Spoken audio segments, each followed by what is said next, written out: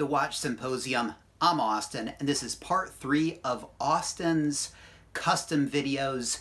And he's living in Texas. He's got a 2-piece collection. We took a look in video 1 and 2 of those 2 pieces, links in the description. And in this video, we're going to talk about what he might want to do going forward. So he's into vintage pieces now, and looking at his 2-piece collection, before I knew he wanted to go vintage, I was thinking, okay, what could he do? All right, so obviously it's nearly a perfect collection for me because it's got modern, it's got vintage, and GMTs, right? I mean, I love GMTs. I love four-handed watches. I think they're so interesting. I think it's a useful complication. So if it were me, I would consider getting more GMTs, but most people would approach this collection by saying he should diversify in terms of complications. So dive watch, a sub, or a chronograph,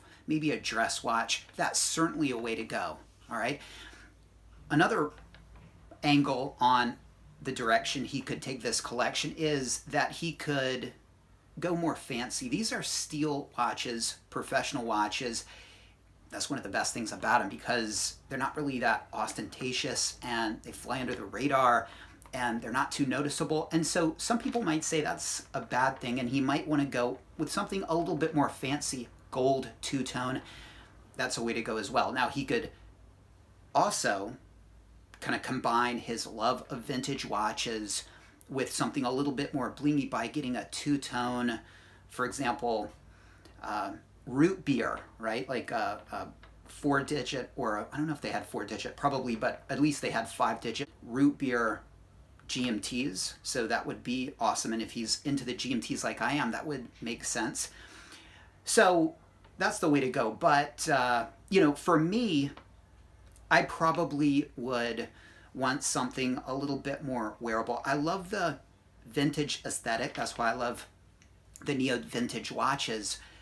But there's a balance for me between wearability and that aesthetic, and I think you find that with the later 5-digit pieces. So that's something else to keep in mind. Now, he included a link to a couple of listings for, I guess, some watches he's thinking about. And one of them is the 1680. That's the very first date sub, has an acrylic crystal. And this is going for, I want to say, 25 or 26,000 USD. And so would this be something that I would consider if I were him? Possibly. I mean, it's got that beautiful Submariner aesthetic. It's going to be different. It's not going to be a GMT. It's going to have that dive watch aesthetic. Are you going to want to dive with it? Probably not, but it's a very special watch. It's a red sub, and the red sub, the 1680, again, was the first date Submariner, and it came out in 1968, I want to say, 67, 68, somewhere around then. And the first versions had Submariner written in red, and they were produced up until somewhere between 1973 and 1974. And then they changed, okay? And so there are several different dial styles. I think there's something like 7 different dial configurations. And so it's certainly a way he could take his collection and keep it vintage. And this would be interesting because it would be a sibling of his 1675. I would only say be careful. And let me just go off on a small tangent and say that I don't know how much money Austin has to work with, but I think you have to be particularly careful when you're talking about vintage pieces because the risk of getting a piece with aftermarket parts or like a funky piece is high, and you got to know what you're doing. So I hope, Austin, that you have somebody you can rely on or have invested in some books to educate yourself. I think that's really important. And I bring money into it because if you have money to lose, it's a whole different thing than if you don't, all right? And so if you're just a regular guy and you've got, say, 30,000 in the bank, and you think, well, I could turn 25 of that into a piece and wear, and it could go up in value. Well, be careful, because if you get, say, a 1680 with an aftermarket dial, then all of a sudden you're $25,000 investment all of a sudden becomes 10, and if there are more aftermarket parts, even less. And it's a risk. Less of a risk is something like a 5-digit, in my opinion, because you can have it checked out at Rolex, and so if you're sort of looking to have an asset that you can play with, I mean, look, watches are a lot more fun than stocks or gold bars, whether they're investments or not. That's probably a different video. But that's a safer proposition, all right, going a little bit later, because funny business just doesn't happen as much as on these older pieces, because there's just so much money to be made. And dials and bezels and little parts, they just go for thousands. So put it this way, if you don't have the money to lose out on these pieces, I don't think I would go there. Okay, so I just have to point that out. All right, he's also thinking about a 1655, which is the very first Explorer 2. They came out in 1971, ran until 1985, and then the 16550 came out, and that was a completely different aesthetic. And the 1655 is a really cool watch, and its beauty is in the aesthetics, because the dial looks nothing like anything, and that's where it's a very special watch. Functionally speaking, it's kind of lame, to be honest, and that's why it was a bit of a failure. But because it was a failure, it makes it a really collectible watch. And so this listing, and this piece that you're looking at, has already sold. And I remember they used to go for 18, and I used to think that was crazy. Now they're more like 30 plus. And so if I were on the fence between these two pieces, I probably would go for the 1655, because I think they're more rare, and I think they're harder to find. And I think if you believe that these watches are going up and are going to be more expensive 5 years from now than now, I think you probably want to go for the 1655, because I think sort of time's ticking as far as that goes, because there are less. Again, it was a bit of a lemon, and so they're less out there, probably less with papers.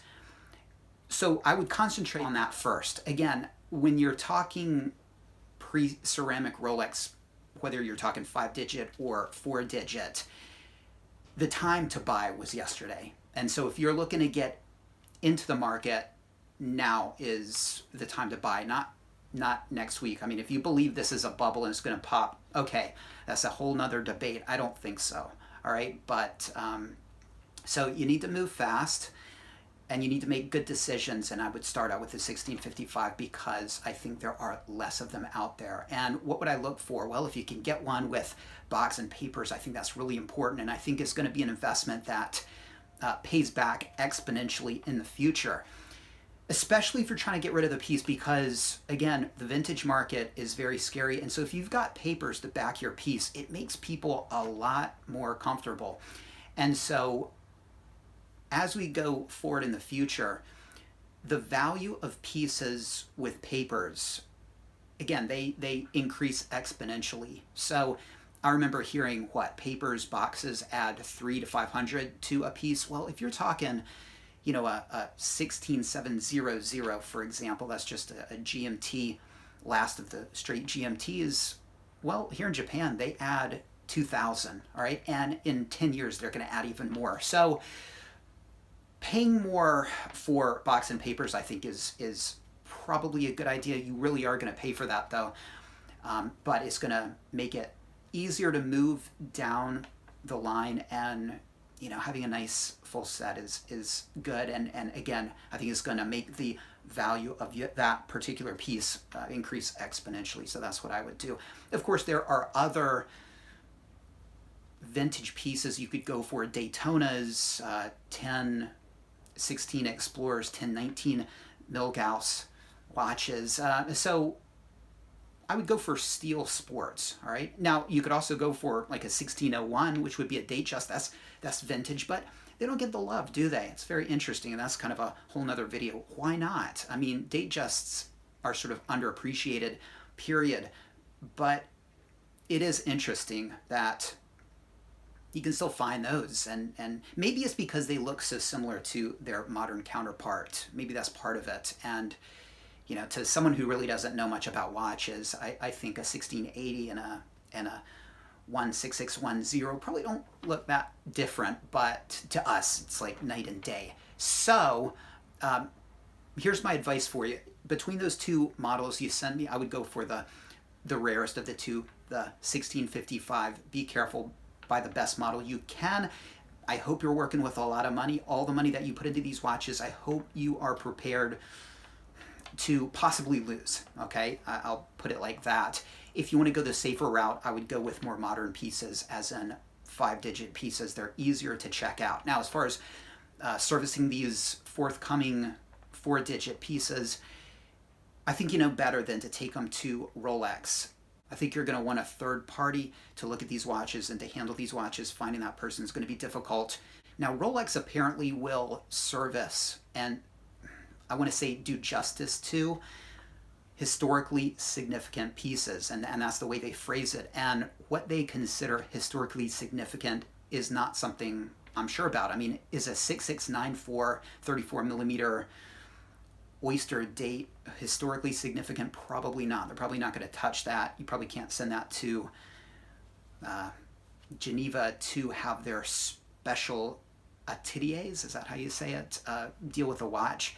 What about a 1675? Honestly, probably for them, probably not special enough. An old Milgauss, and I'm talking like the old Milgauss with the, you know, the original lightning hand, second hand. And again, it had started out with the lightning second hand, and then with the 1019, I think it lost that, and then that came back later on. So if it was one of those really original, again, historically significant watches, then I think you might be able to go through Rolex. But again, what that is, I'm not really sure. Is a 1655, you know, historically significant? Well, certainly is to me, certainly is to you. Most all of us would agree. Well, if Rolex agrees, then possibly you could get a historically sympathetic service. So there you go. Good luck. Be careful. Educate yourself. And guys, let him know what he should do. He's got a great collection, as is. I love your collection, Austin. I think it's fantastic. I love the complication. I think they're beautiful pieces. You got the usable modern piece. You got the beautiful vintage 1675. And if you want to add more, I understand it. You know, I think you got the perfect size for your collection, and you got your vintage piece to break out on special occasions. I probably would wear that like a dress watch, you know, while people would wear their Calatrava with a suit, I would wear that 1675. And then my everyday piece would be the 116710 LN. But yeah, you want to increase the collection. I get it. So guys, help him with some advice on how he can do that in the best way. Thank you for this custom video, Austin. I appreciate it. If you want to know how you can get a custom video, check out the description of this video. You can see how you can make it happen. Thanks, take care, and I'll see you next time.